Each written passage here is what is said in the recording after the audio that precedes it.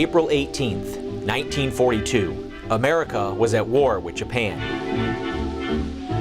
And when we took off, it didn't look like we were going to be able to get to our destination in China after bombing targets in Japan.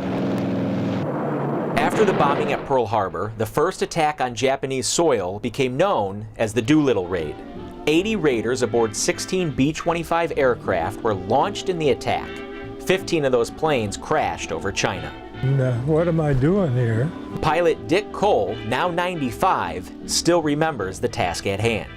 You realize that it's a job and you have to do it, so you just go ahead and do it. Hundreds of thousands of Chinese lost their lives protecting the raiders from being taken prisoner by the Japanese. Tom Griffin and Dick Cole were reunited with guests of the People's Republic of China who helped keep them alive. It's nice to see our old allies again, sure.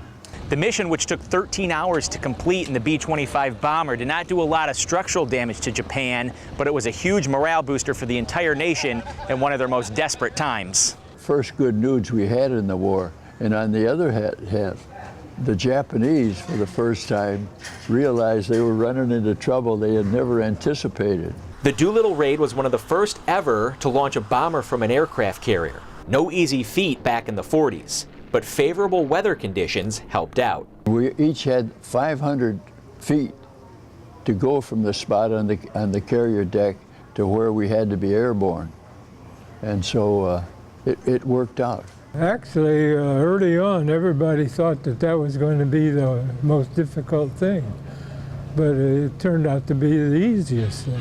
Tom Griffin decided to drive down to Punta Gorda, but Dick Cole not only went up, but also flew and landed the B-25. The historic gathering between the Chinese delegates and raiders demonstrates the ongoing respect and lasting friendship they hold for each other. Reporting in Sarasota, Jim Spiewak, SNN Local News 6.